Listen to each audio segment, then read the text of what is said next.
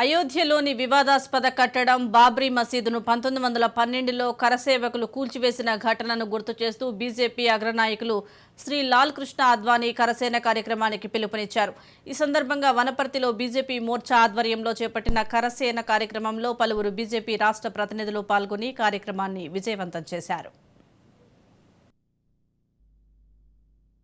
అన్ని జాతుల వాళ్ళు కూడా దీనికి సపోర్ట్ చేస్తూ మరి ఆనాటి 1992కు సంబంధించినటువంటి మా భారతీయ జనతా పార్టీ అగ్రనాయకులు ప్రియతమ నాయకులు శ్రీ లాల్ కృష్ణ అద్వానీ గారు మరి అయోధ్యలో రామాలయం నిర్మించాలన్న సంకల్పంతో భారతదేశం అంతా రథయాత్ర చేపట్టడం జరిగింది. అందులో భాగంగానే 1992 మాకు సంబంధించిన కరసేవకులు అక్కడ పాల్గొనడం జరిగింది. గతంలో భారతదేశంలో మనకు ఏ విధంగా అయితే ఇబ్బందులు ఉన్నప్పుడు మనం దేవుళ్ళను మొక్తామో అటువంటి మన శ్రీరామచంద్రునికే మరి 500 సంవత్సరాల వరకు కూడా మరి అక్కడ నిర్మించుకోలేకపోవడం అది చాలా బాధాకరమైన విషయం.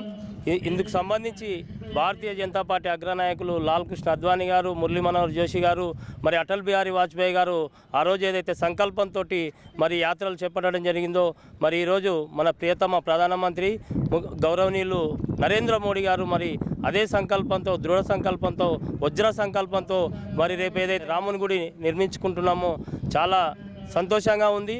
మరి ఆ రోజుల్లో ఎన్నో వయప్రయాసాలకు గురై మరి ఉత్తరప్రదేశ్లోని అక్కడికి అయోధ్యకు వెళ్ళడం జరిగింది.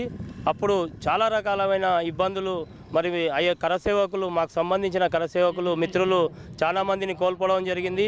ఇది చాలా పెద్ద ఉద్యమము. ఇందులో పాల్గొన్న అక్కడ మరణించిన వారికి ఒకసారి సానుభూతి తెలియజేస్తూ వారి కుటుంబ సభ్యులకు కూడా ప్రగాఢ సానుభూతి తెలియజేస్తున్నాం.